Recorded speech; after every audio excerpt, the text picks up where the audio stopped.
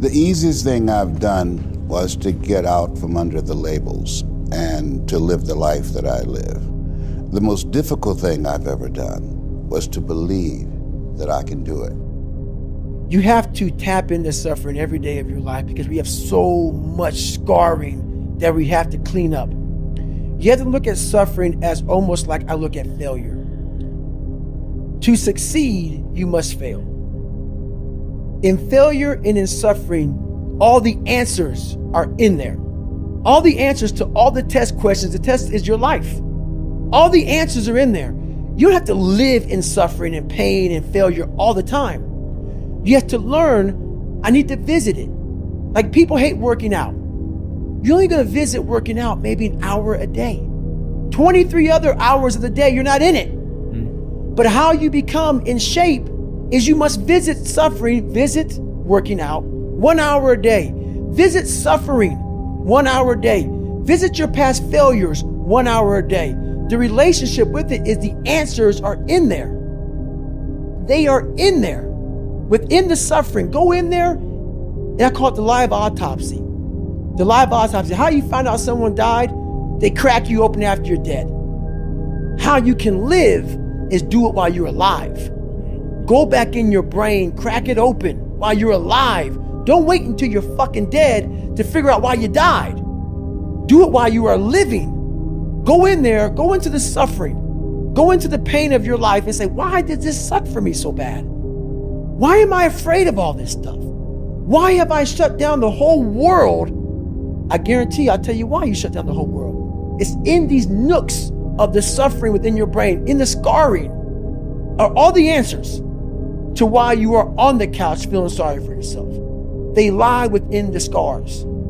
Visit them for at least an hour a day, study them, and then you'll find out more about yourself. You will then grow. So don't look at it as every day I suffer.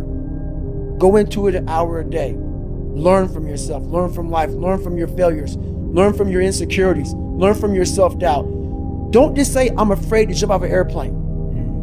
What makes you afraid of it? Study it.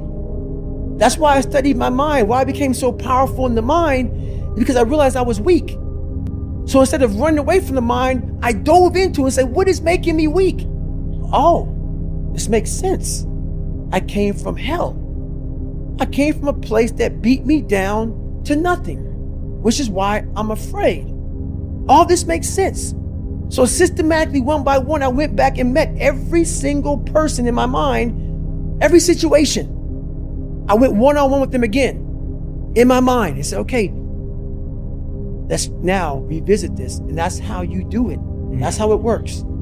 You live in a dominant culture that is designed to destroy your sense of self and your belief in yourself. And you have to learn ways in which you can begin to connect with this power that you have within yourself to handle where you are. The key is to be constantly in a perpetual process of discovering the truth of who you are and fighting constantly to look for ways in which you can escape the inner conversation. You know every painful moment. You remember it. We try to put it under a rug, lift the rug up, you'll find them. So that's how I was able to write that book. You don't forget that shit. No. You want to, and that's where you fail. By trying to forget it. That's where you fail. That's where there's no growth. Let's just move forward from all this. There's no growth there. There's no growth there. No, you just want to forget about it.